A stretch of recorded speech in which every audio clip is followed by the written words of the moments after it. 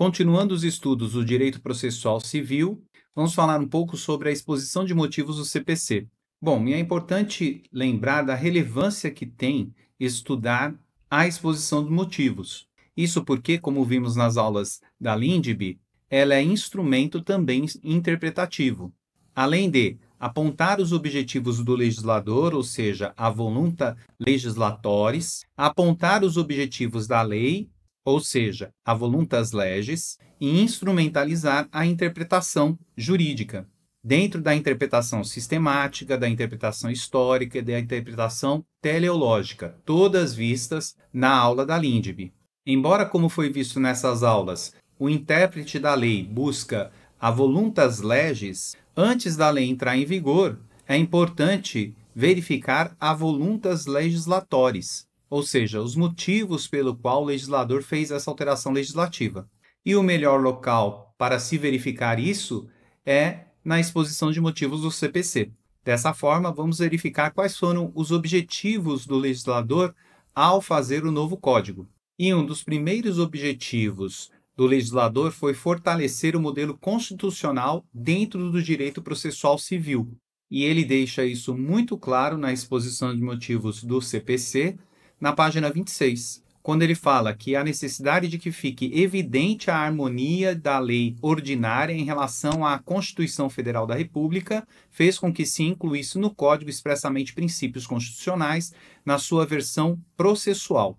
Por outro lado, muitas regras foram concebidas, dando concretização aos princípios constitucionais, e isso também fica claro no artigo 1 do CPC, que fala que o processo civil será ordenado, disciplinado, interpretado conforme os valores e as normas fundamentais estabelecidas na Constituição Federal do Brasil, observando as disposições desse Código. Portanto, conforme estudamos anteriormente, isso é uma clara operacionalização do neoprocessualismo.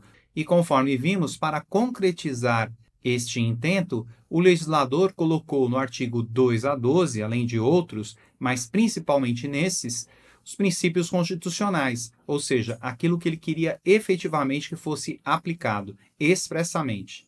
E aí podemos citar de forma breve, por exemplo, o prazo razoável para solução integral do mérito, além da boa-fé processual, entre outros. E caso você tenha o fichamento, poderá clicar nos links e será direcionado ao artigo respectivo. Outro objetivo do legislador foi possibilitar mais meios de autocomposição, e ele também deixa isso claro na página 31 da exposição de motivos, quando ele diz que pretendeu-se converter o processo em instrumento incluído no contexto social em que produzirá efeito o seu resultado. Deu-se ênfase à possibilidade de as partes porem fim ao conflito pela via da mediação ou da conciliação.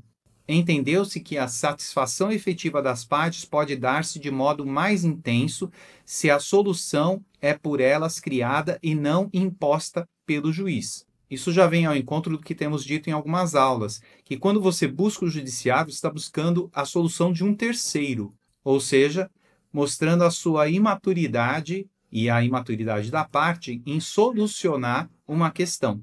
E, obviamente, se você busca um terceiro, você se sujeita a ter ou não uma solução adequada para o conflito. Isso fica claro no artigo 3 do CPC, que diz que não se excluirá da apreciação jurisdicional ameaça ou lesão a direito e é permitida a arbitragem na forma da lei.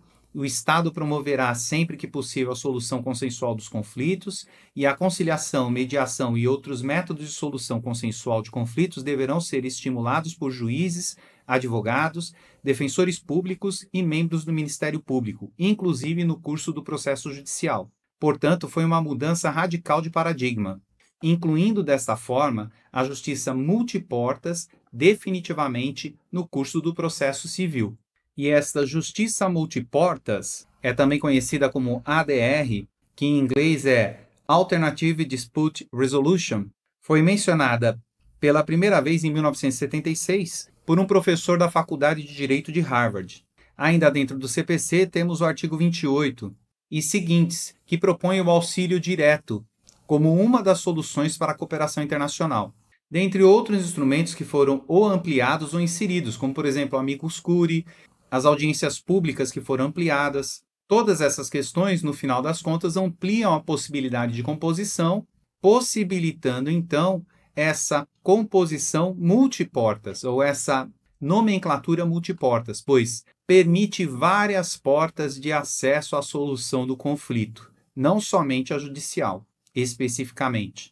Outro objetivo do legislador em relação à alteração do CPC foi a busca de simplificação e celeridade no decorrer do processo. E isso fica claro na exposição de motivos do CPC, na sua página 31, quando ele fala que com a finalidade de simplificação, e aí ele vai discorrer algumas medidas que foram propostas para a simplificação e consequente celeridade do procedimento como um todo.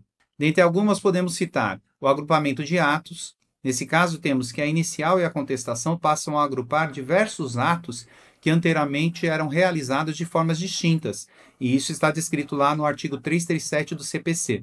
E ele fala que incumbe ao réu, antes de discutir o mérito, alegar inexistência ou nulidade da citação, incompetência, incorreção do valor da causa, inépcia da petição, perempção, litispendência, coisa julgada, conexão, incapacidade da parte ou defeito de representação ou falta de autorização, a convenção de arbitragem, a ausência de legitimidade ou interesse processual, falta de caução ou outra prestação que a lei exija e indevida concessão do benefício de gratuidade de justiça. Portanto, vários atos que antigamente eram na inicial separados ou na contestação separado agora estão unidos e devem ser arguidos de pronto.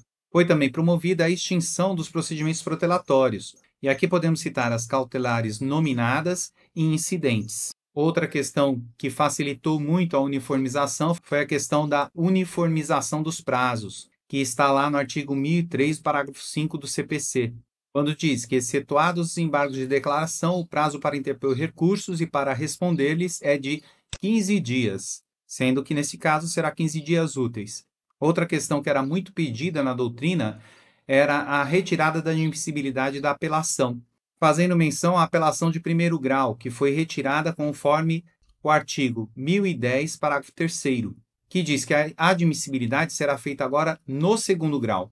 Falando em relação à apelação, que será interposta por petição dirigida ao juízo de primeiro grau, no parágrafo 3º ele informa que, após as formalidades previstas, os autos serão remetidos ao tribunal pelo juiz, independentemente de juízo de admissibilidade. Portanto, o juízo de admissibilidade será feito por um desembargador. Outro objetivo proposto pelo legislador é o maior rendimento no processo, quando ele fala que o novo sistema permite que cada processo tenha maior rendimento possível. Dessa forma, estendeu-se a autoridade da coisa julgada às questões prejudiciais, além de outras questões, como, por exemplo, a possibilidade jurídica do pedido, que não é mais uma condição da ação, a estabilização da tutela antecipada, promovida no artigo 304 do CPC, que é uma adaptação do Código francês e Código italiano, que já permitiam isso. Outra questão interessante é a remessa que o STJ ou STF faz no caso de processos que são de competência de um ou do outro. Então, caso seja remetido um processo para o STJ e a competência seja do STF, o STJ deverá remeter para o STF e vice-versa, nos termos do artigo 1041, parágrafo 2º do CPC. E ele informa que, quando ocorrer a hipótese do inciso 2 do caput do artigo 1040, e ele fala em relação a acórdão recorrido que contrariar a orientação do Tribunal Superior, e o recurso versar sobre outras questões, ou seja, ele vai para o STJ, mas ainda tem questões relacionadas ao STF, caberá ao presidente ou vice-presidente do tribunal recorrido, depois do reexame pelo órgão de origem, e independentemente de ratificação do recurso, sendo positivo o juízo de admissibilidade, determinar a remessa do recurso ao Tribunal Superior para julgamento das demais questões. Portanto, evita a questão do STJ ver que tem alguma coisa do STF, não é meu. Embora não faça parte da sua competência, ele deve remeter para o órgão competente. Aliás, o que é de uma razoabilidade tremenda, encerrando, portanto, um formalismo exacerbado que existia em relação ao CPC anterior. Por fim, em relação aos objetivos do legislador, ainda temos uma maior organicidade do sistema de processo civil como um todo. E ele deixa isso claro lá na página 37 da exposição de motivos, que diz respeito basicamente à divisibilidade do CPC, quanto passa a ter a parte geral e parte especial, e também em relação a alguns artigos ou termos que foram organizados ou regularizados. Nesse caso, bastando olhar para o sumário do novo CPC, é possível observar que a organização ficou muito melhor, bem mais enxuta e bem mais clara, alcançando, portanto, o objetivo geral em relação ao novo CPC.